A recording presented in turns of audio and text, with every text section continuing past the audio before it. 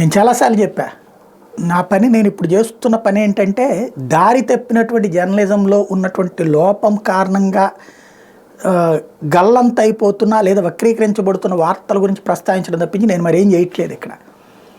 ఎందుకంటే అసహ్యం వేస్తున్నది. జర్నలిజం చచ్చిపోయి పార్టీల కరపత్రికల కిందన మీడియా మారిపోయి చివరికి నిజమైన జర్నలిస్టు అనేటువంటి వాడికి అవకాశాలు లేకుండా పోయినాయి. చివరికి జర్నలిజం అంటే ఏదో ఒక పార్టీకి తొత్తులా పనిచేయాలి అన్నటువంటి స్టేజ్కి వచ్చేసింది. అందుకే నేను చేస్తున్నాను, చాలాసార్లు చెప్పా.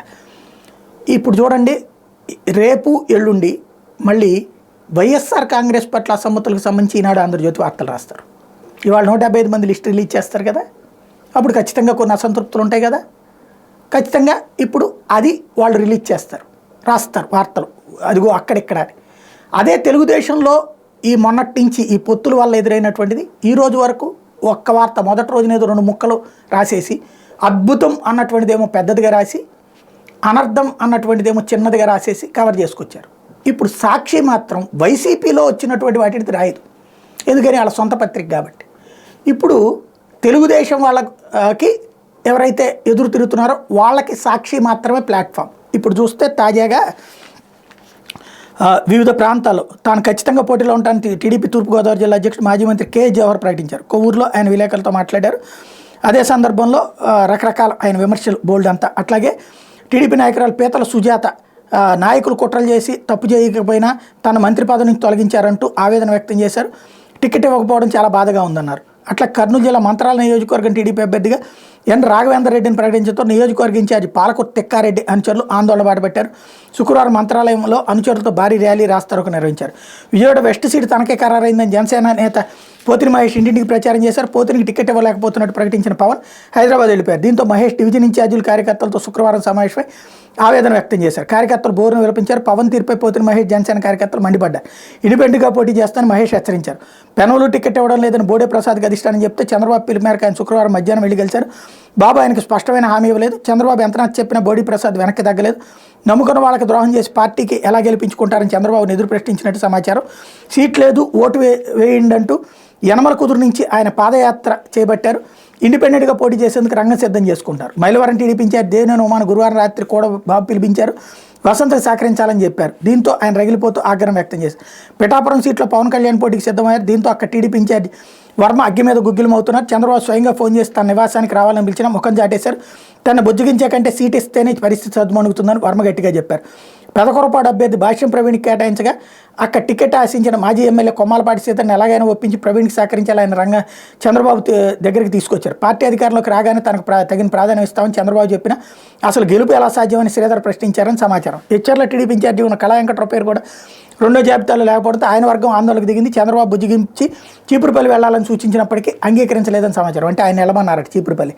అలాగే కష్టకాలంలో పార్టీని కేటాన్ని కాపాడుకుంటూ వచ్చారని అయినా తనకు టికెట్ ఇవ్వకుండా అన్యాయం చేశారని కోవూరు నియోజకవర్గ టీడీపీ నేత పోలంరెడ్డి దినేష్ రెడ్డి అన్నారు. కొడవలూరులో ఆత్మీయులతో జరిగిన సమావేశంలో ఎమ్మెల్యే అభ్యర్థిగా ప్రకటించి చివరికి నడిబజార్లో గొంతు కోశారని ఆవేదన వ్యక్తం చేశారు. లేకపోతే పొంగనూరు నుంచి తానే పోటీలో ఉంటానని బీసీవై పార్టీ అధ్యక్షుడు రామచంద్ర యాదవ్ ఆశించగా టీడీపీ నాయకుడు చల్లా రామచంద్రారెడ్డిని ఖరారు చేయడంతో యాదవ్ తీవ్ర ఆగ్రహం వ్యక్తం చేస్తున్నారు.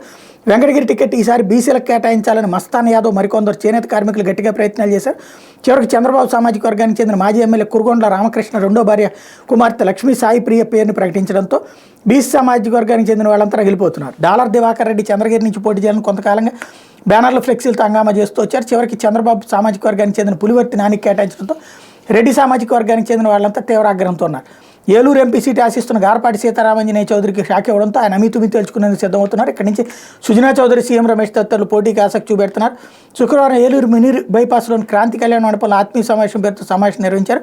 ఎన్నికల సమయంలో వలస పక్షుల మాదిరిగా రాబందులు డబ్బు సంచులతో వాలిపోతాను, గెలిస్తే ఢిల్లీలో ఉంటారు లేకపోతే అడ్రస్ ఉంటారని ఘాటుగా విమర్శించారు. 6 నీరైనా పోటీ చేసి తీరుతామన్నారు. చోడవరంలో టికెట్ టీడీపీకి ఇవ్వడంపైన జనసేన కార్యకర్తలు మండిపడుతున్నారు. జనసేన సమన్వయకర్త రాజు అధ్యక్షతన పార్టీ కార్యాలయంలో శుక్రవారం అత్యవసర సమావేశం నిర్వహించారు. 5 ఏళ్లుగా అనేక ఉద్యమాలు చేశారన్నట్టు విషయాన్ని హైలైట్ చేశారు.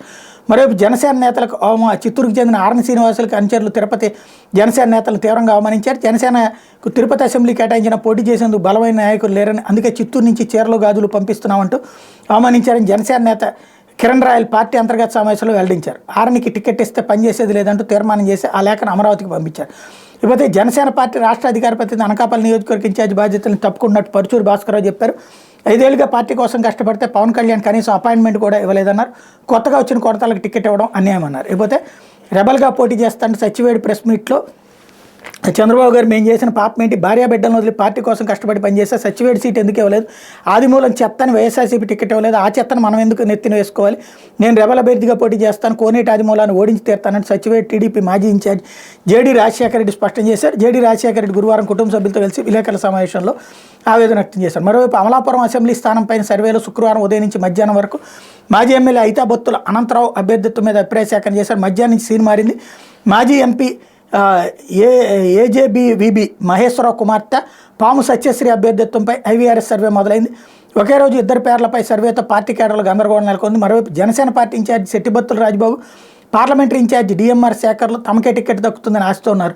ఈ సమయంలో టీడీపీ ఐవీఆర్ఎస్ సర్వే చేపట్టడం జనసేన ఆగ్రహాన్ని కలిగించింది. దీంతో వాళ్ళు అమలాపురం గడియార స్తంభం సెంటర్లో ఆందోళనకు దిగారు. అమలాపురం సీటు జనసేన కేటాయించిందని, లేకుంటే పొత్తును పక్కన పెట్టి టీడీపీకి ఓటేస్తామని హెచ్చరించారు.